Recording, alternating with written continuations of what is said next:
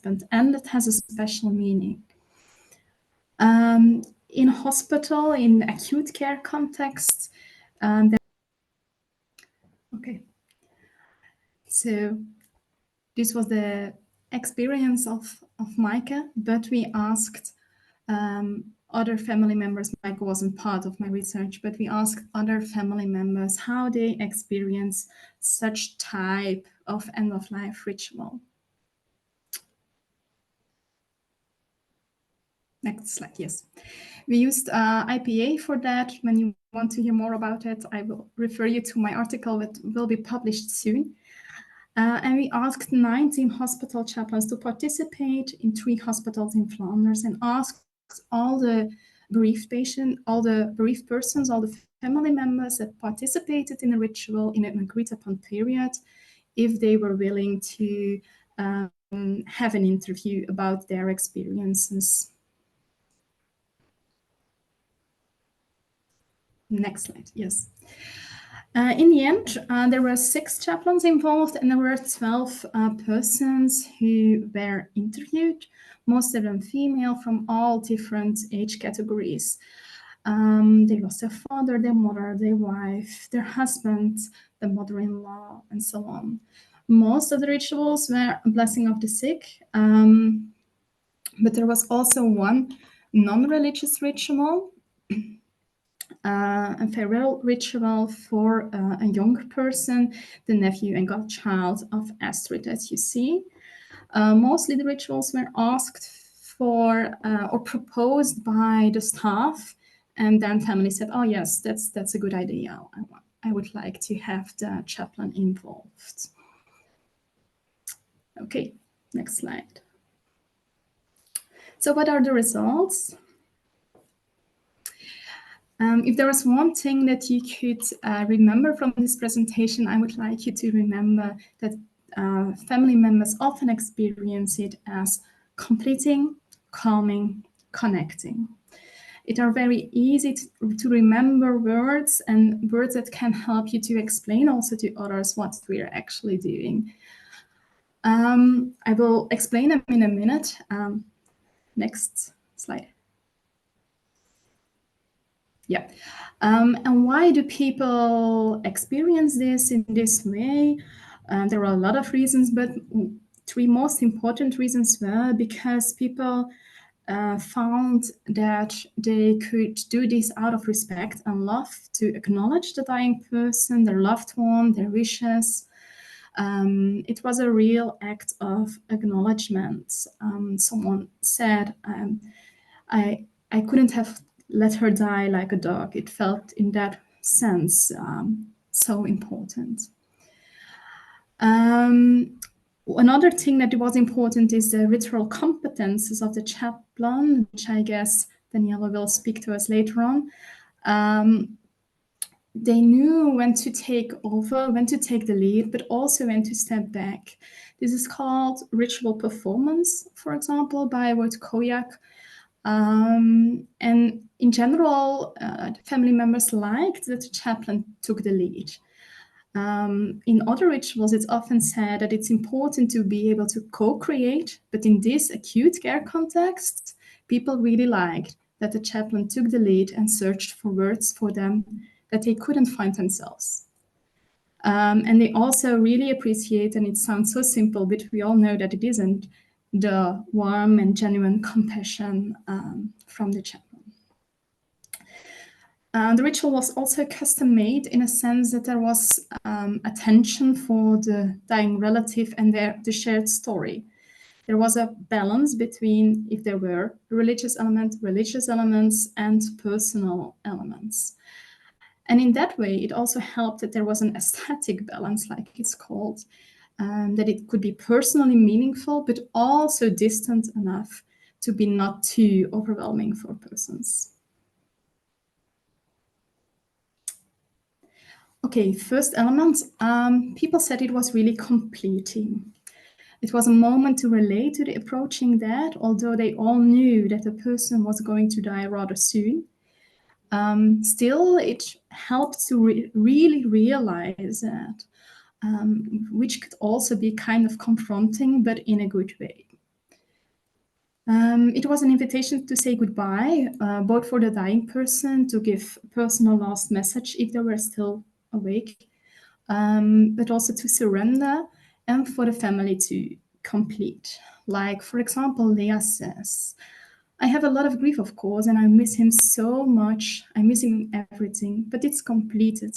And for me, that ritual was a completion of life, a very beautiful completion of your life, 8 years long. You need rituals. And my husband had the same opinion. He could complete his life so beautifully, and he really deserved that. Next slide.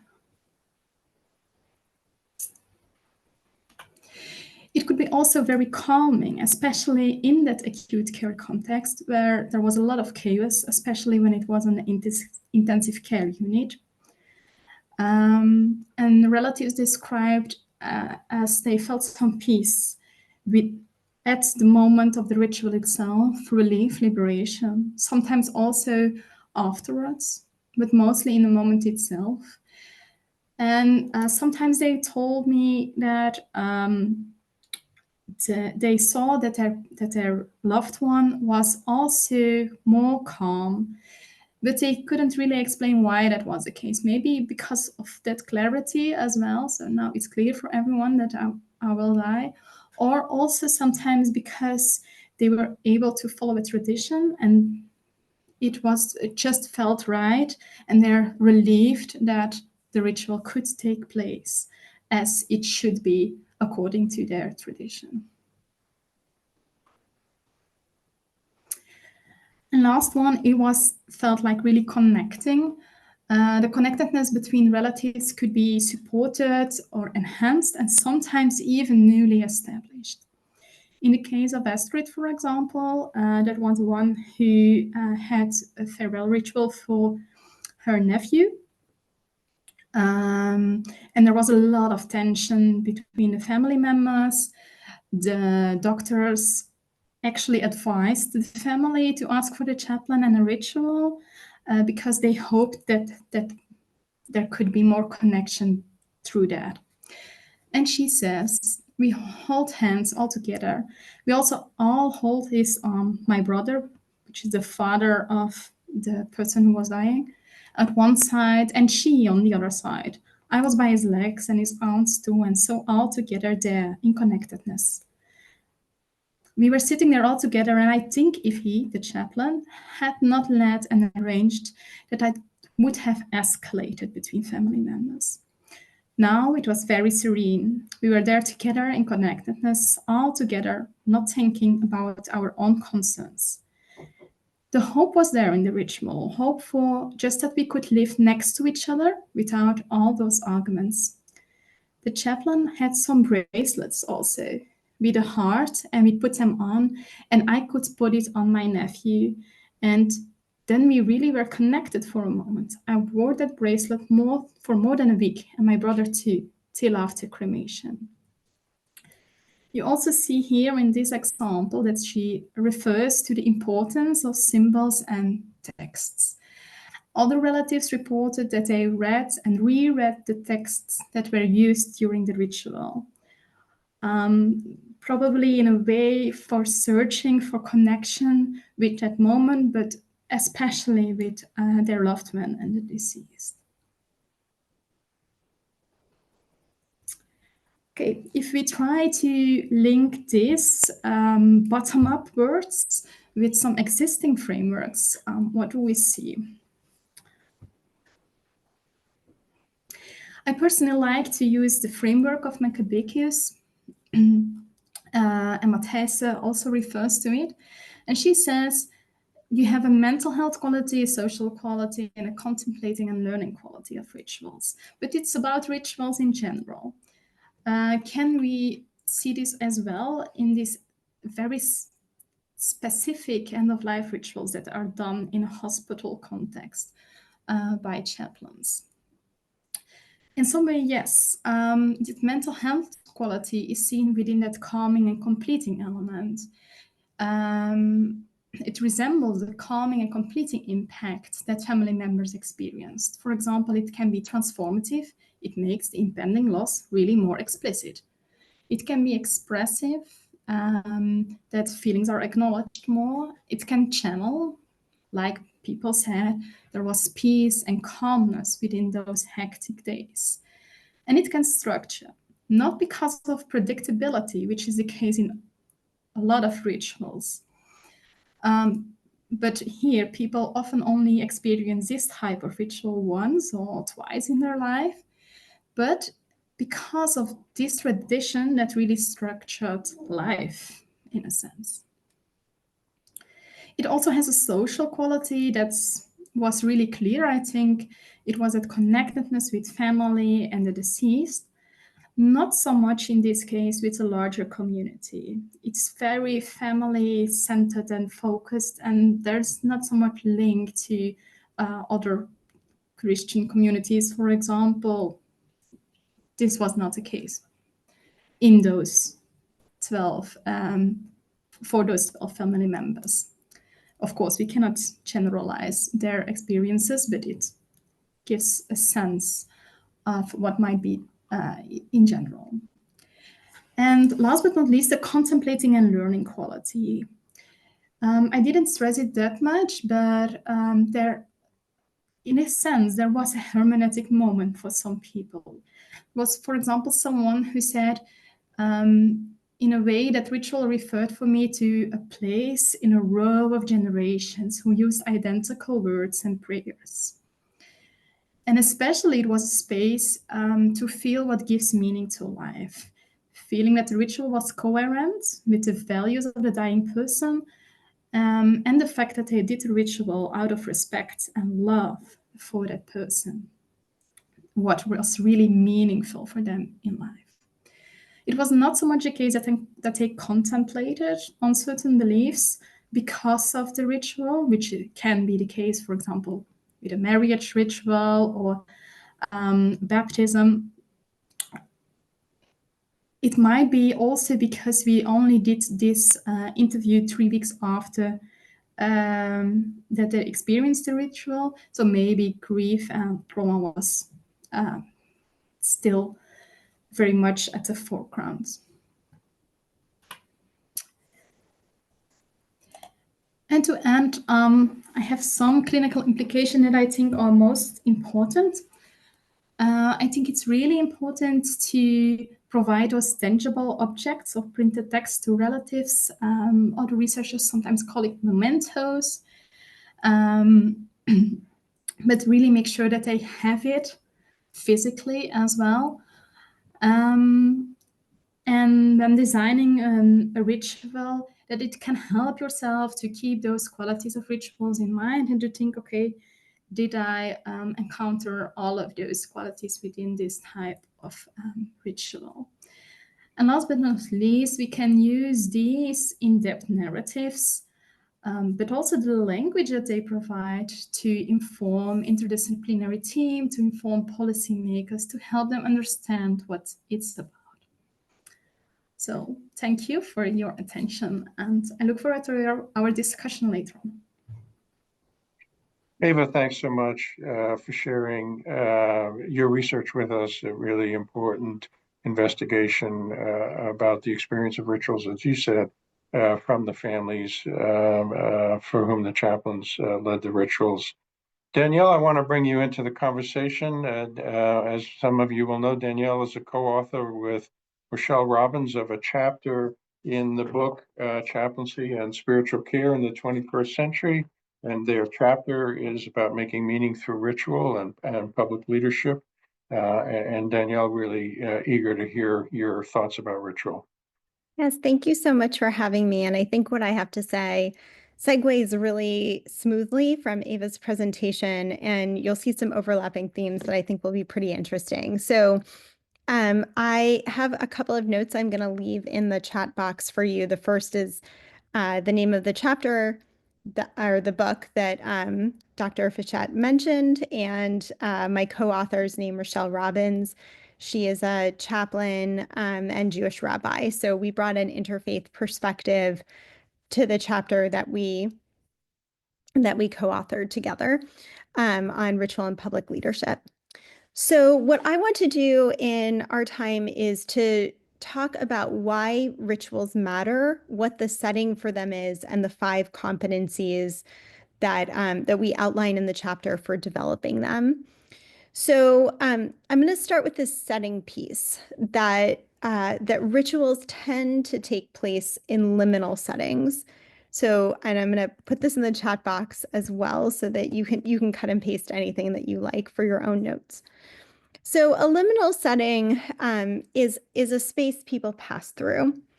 And we chose this to describe the settings that chaplains tend to operate in when they're developing rituals, because these are the settings where chaplains are often working with people in these liminal environments.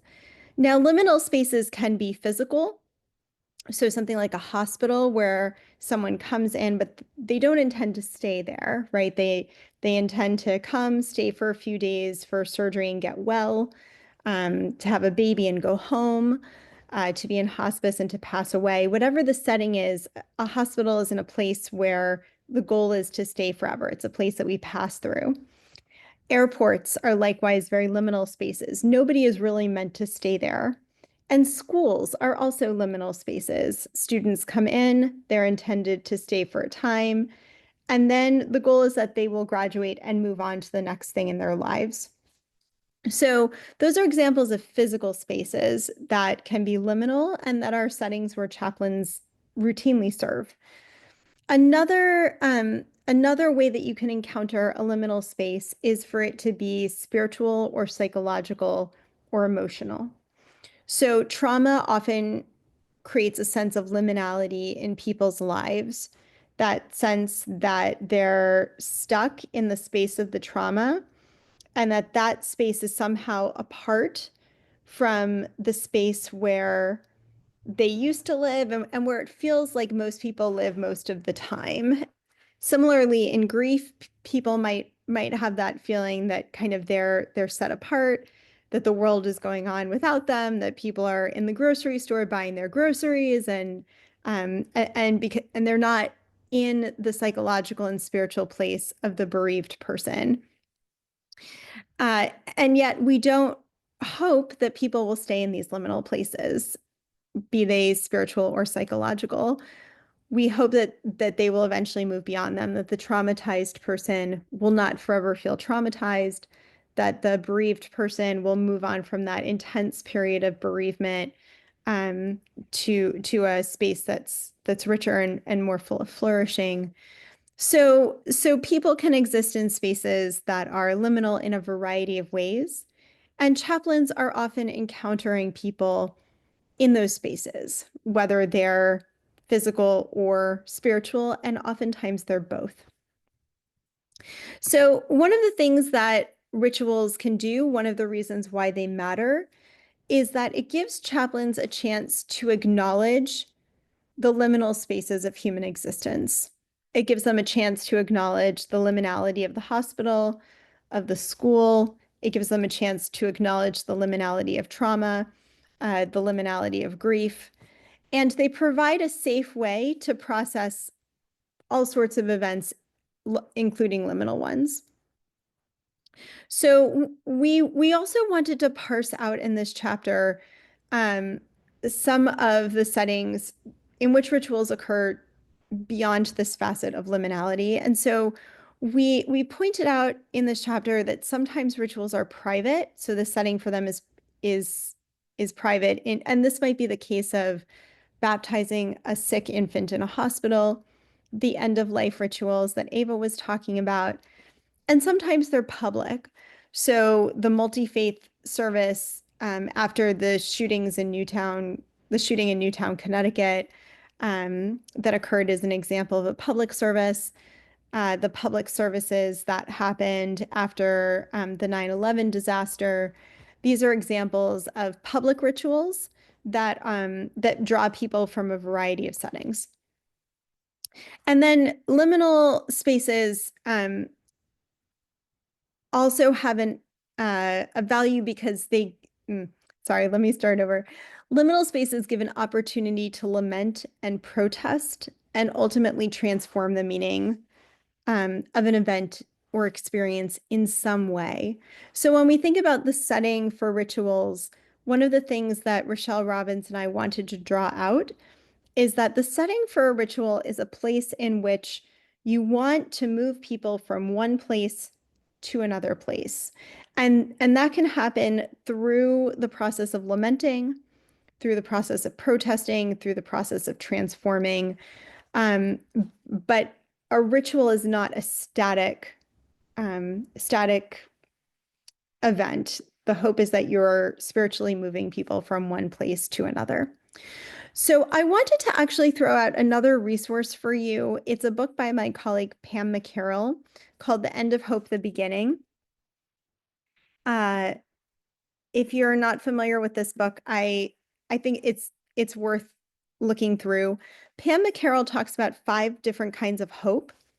And she's a professor at the University of Toronto. She is a former chaplain. And I draw this out because these 5 kinds of hope, they include acceptance, they include lament, they include protest. They're great frameworks for thinking about ritual. Do you want your ritual to be a place of lament? Do you want it to be to help people move from not accepting to accepting?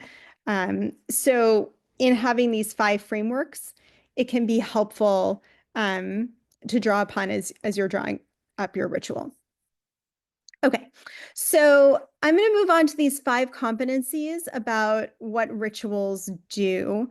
I'm sorry, 5 competencies for rituals. And before I do that, I do want to add a couple of other notes about what rituals have the potential to do.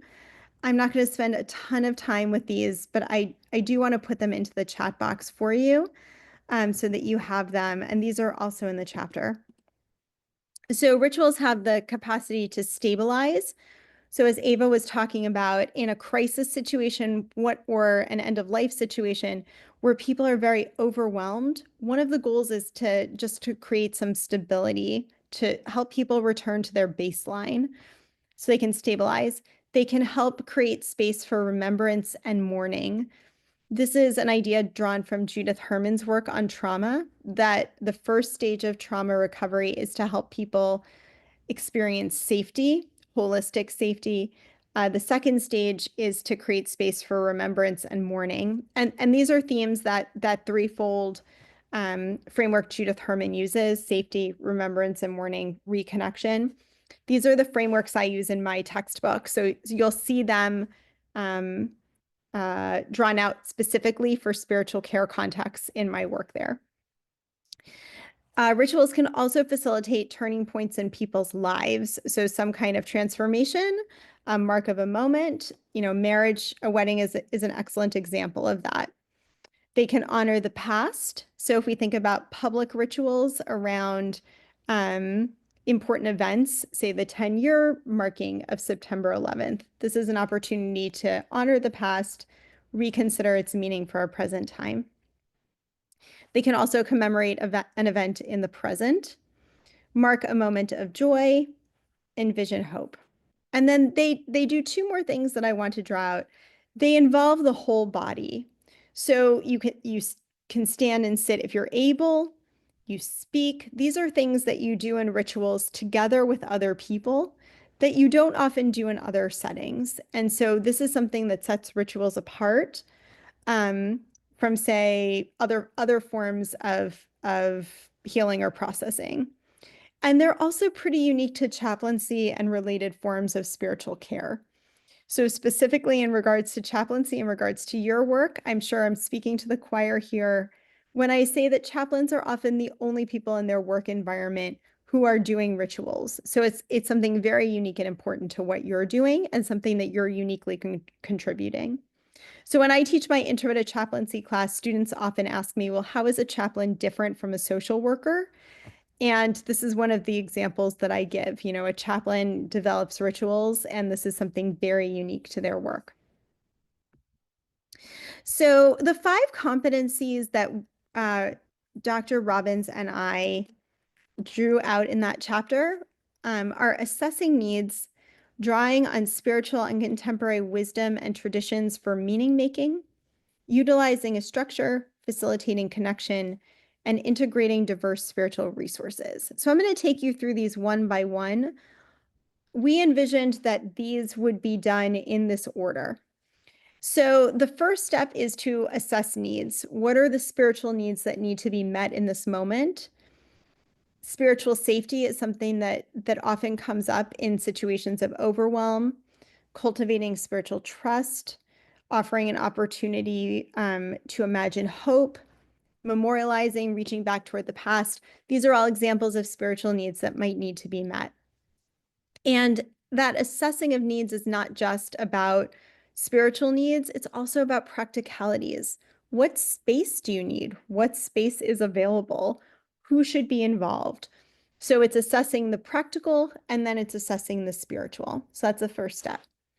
The second is on drawing on spiritual and contemporary wisdom traditions for meaning making.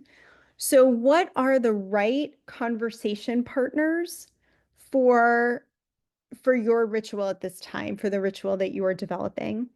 So Christian wisdom literature, medieval Christian mystics, the Jewish hadiths, Japanese Buddhist and Dashiki writings, Vedic scriptures on Hinduism. These are some of the wisdom tradition literature that you can draw upon.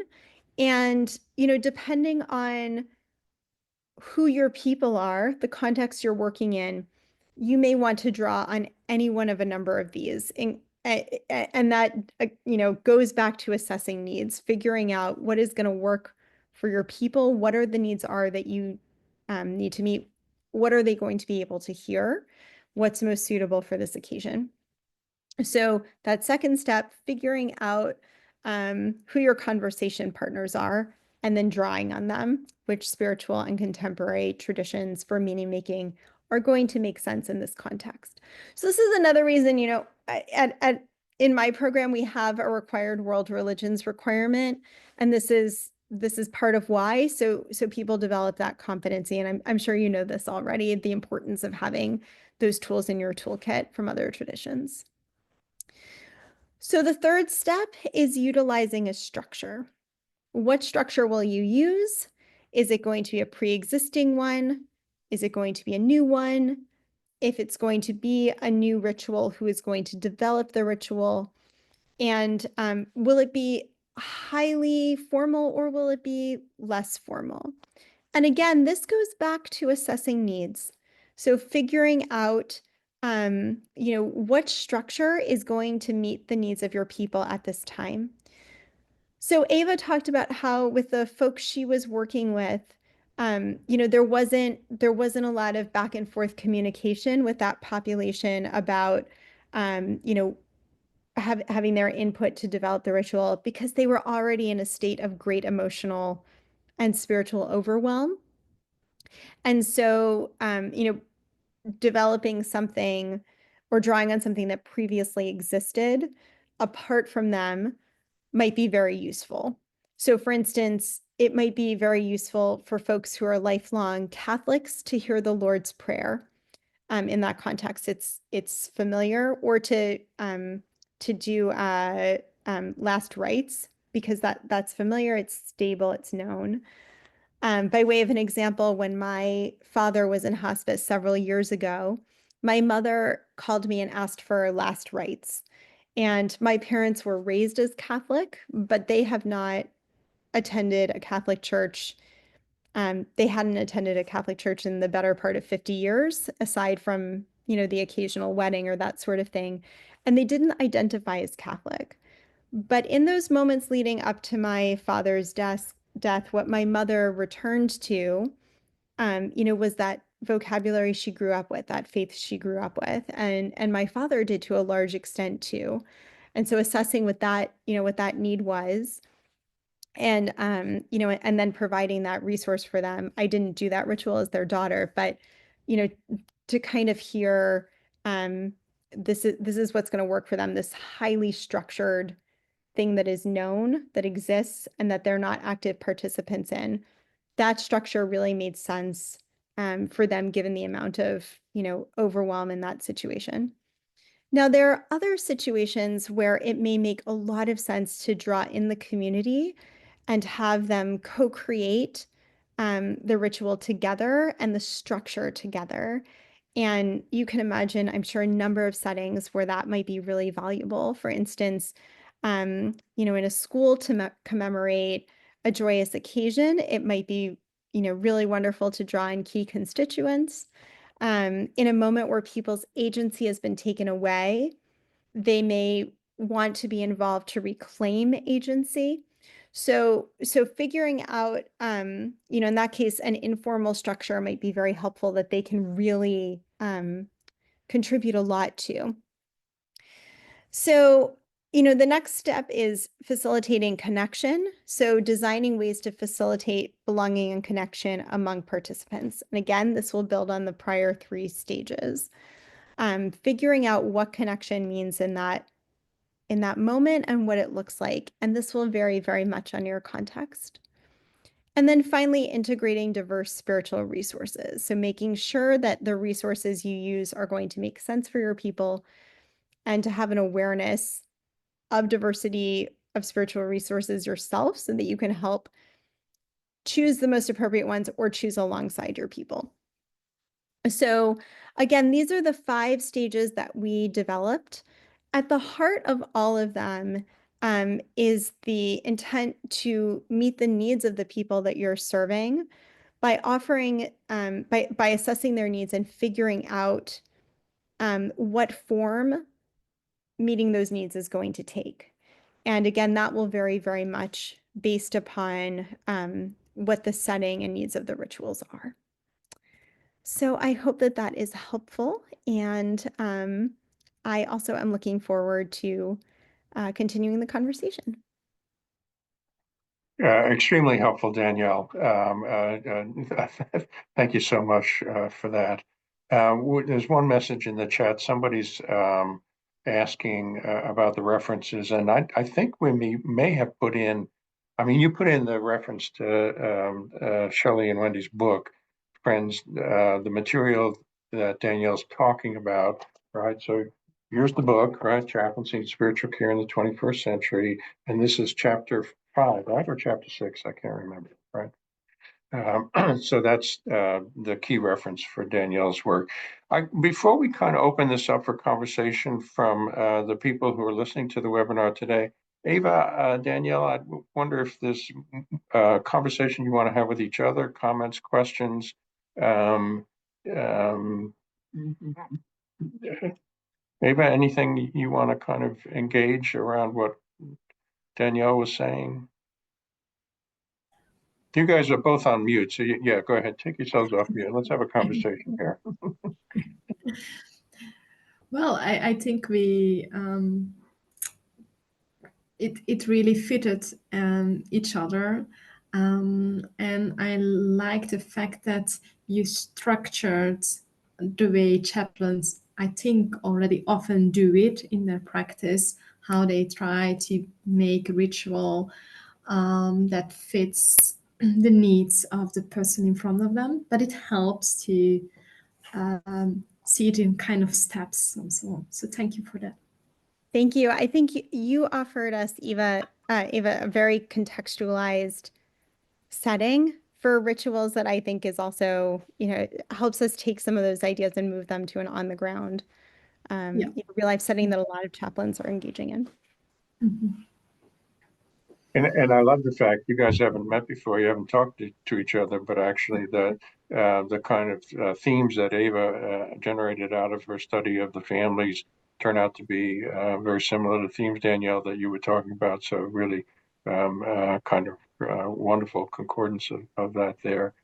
I'm going to ask a couple of questions, kind of invite some dialogue with both of you here. And one is actually to talk about ritual in what some people call the post-secular society. As Ava mentioned, and in some sense, Danielle, the example of your parents is kind of consistent with it. A lot of folks that the Belgian chaplains are taking care of, and certainly a lot of folks that chaplains are taking care of here in the U.S. and other places, are no longer affiliated with religious traditions, may never have been raised in one. If they were kind of engaged in religious traditions, they may have been engaged in several, not just one. And a larger number of people are really kind of distancing from formal religious traditions. And so we tend to think of chaplains and rituals as sometimes kind of being expressions of, what the religious tradition the chaplain had come from. I've been influenced and been appreciative of the Dutch case study project, and I'm going to show a slide in a second about a new report from the Dutch case study project. But one of the chapters in the book about the Dutch case study project is a chapter by Jacques Corver, who was one of the co-leads of the project, talks about and analyzing the chaplain's use of ritual in one of the case study working groups. So they analyzed about 30 different rituals that those chaplains were involved in. And one of his observations was that chaplains were a little bit uncomfortable being associated with rituals because they thought, well, that's kind of setting us back to the days when we were representatives of religious traditions. That's not really who we are nowadays. But the other observation that Jacques made is that patients and families and staff think about chaplains and rituals all the time. It's a simple part of who we are. So how does all of this change as we think about being ritual leaders, ritual elders, a phrase I sometimes have used, kind of teaching, guiding, providing rituals for people who are not familiar with them in a kind of post-secular society? Thoughts about that issue? I love this question. It came up it's come up in chaplaincy work that I've done. So I worked full-time as a school chaplain. I've also worked part-time in hospitals. And I think of chaplaincy work in some ways as translation work. And that a chaplain also has to enact a very delicate balance of meeting people where they are, and also sometimes while at the same time not being fully amongst them. So operating with maybe a different worldview or a different set of priorities or a different way of seeing the world. And so when I was a school chaplain, I often worked with students who came from no faith tradition, but who and whose needs I needed to meet. And at the same time, I think that there is something still so unique about the role that allows you, to ask people questions and to encourage them to, to step into a different place for a while. So I would be very, very sad to see that element of ritual sacrificed from a chaplain's role. I also think that it's very interesting that how the people in the hospital saw the role of the chaplain differed from how the chaplain saw themselves. I think that's also just sort of a phenomenon I find common in different ways, that what chaplains think of themselves doing is not always the same as what the people they serve think of them doing. And this seems an example of that. So those are some off the cuff thoughts that I have. Ava, any thoughts about that? Yeah, I totally agree, since I do think it is a very unique role. And in that sense, I find it kind of surprising that my colleagues from the Netherlands experience it as something that doesn't really fit them anymore, while rituals can be very broad and non-religious as well. And I like to add that sometimes it can be really surprising that you think a person didn't grow up with a certain faith, but sometimes they still have thoughts about the afterlife, for example, or things that you would relate to religion. And it's important to not presume things and really check what their ideas are, and if you can help them to make them more clear for themselves, if that's possible in that acute care context.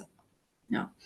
So keep engaging in talking and making sure that you know where people are at, because when people say I'm not a believer anymore, it doesn't always mean the same. There are so many different shades of that. So, I have a hard time listening to my colleagues here and kind of synthesizing all of this and watching the chat at the same time. I'm just terrible at multitasking. But there is one comment here, Lawrence Chung. Lawrence, appreciate your comment.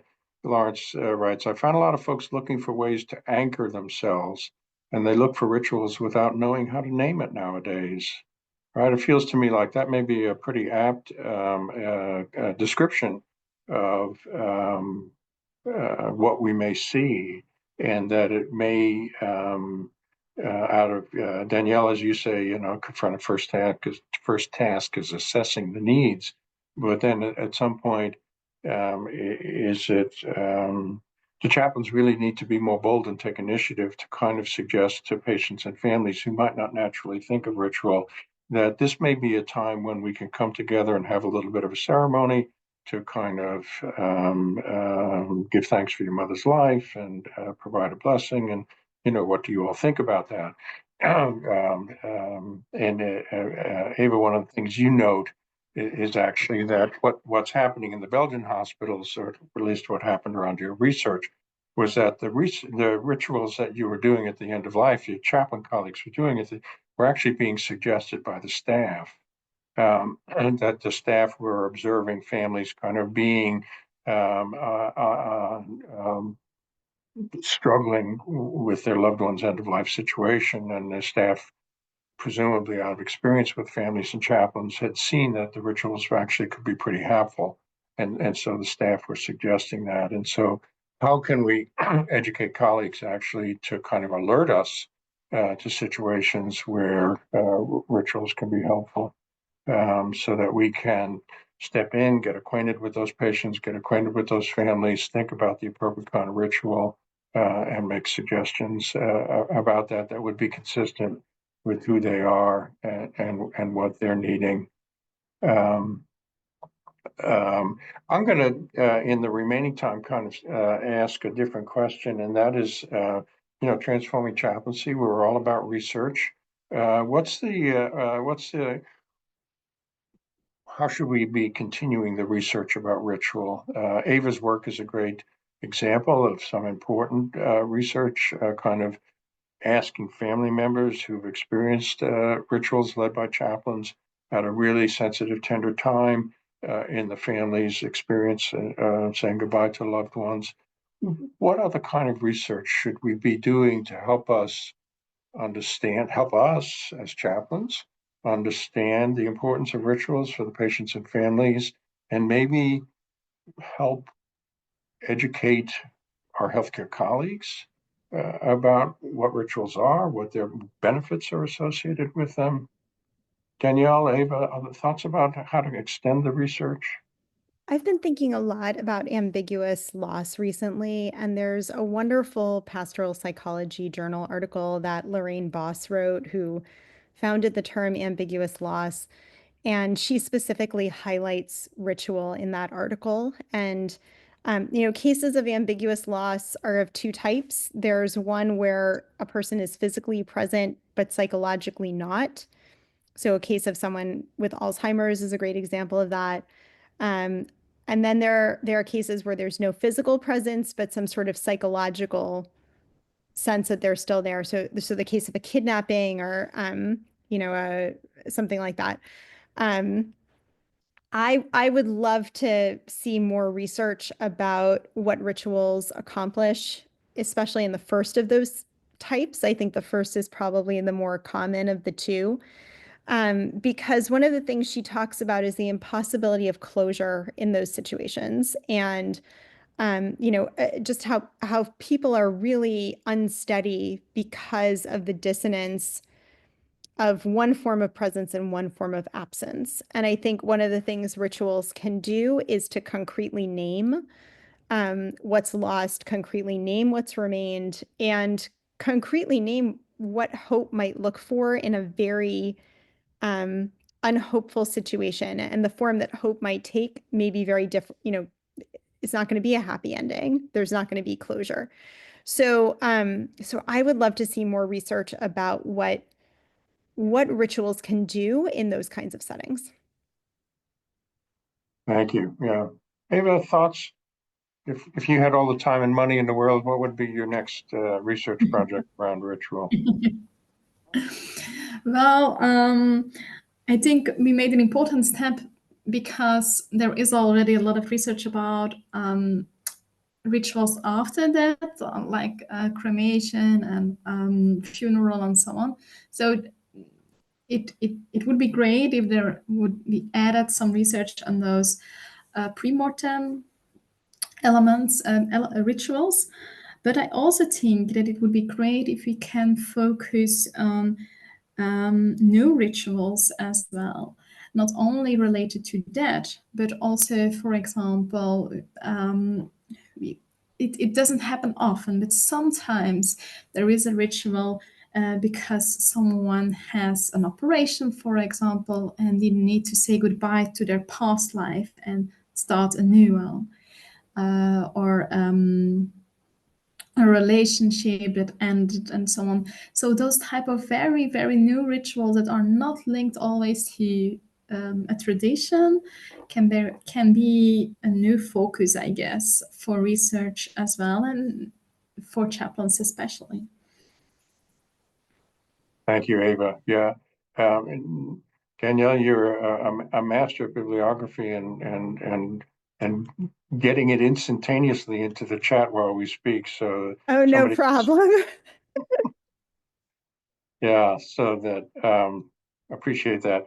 Friends, we have to wrap up. I want to express my deep appreciation to Ava and Danielle for giving us a very rich conversation about the role of ritual, the kinds of ritual, research about ritual, the impact of ritual on the people we serve. Transforming Chaplaincy, as you know, is kind of a think tank. We feel that we can strengthen the care we provide through research, and we can communicate the benefits of the care through research. And so we're always eager to find partners for research.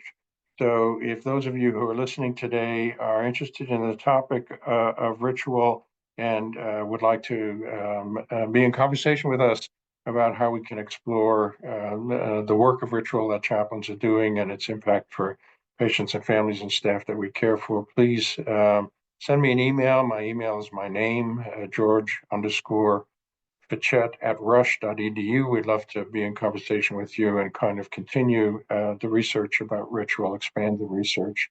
And again, thanks to Ava and Danielle. There's been a question in the chat, are the webinar recordings available? Yes, all the Transforming Chaplaincy webinars are on our YouTube channel. So it'll be there in a day or two when Paul gets a chance to work on it. Thanks again for being with us, friends. Best wishes and all your good work. Take care. Thank you.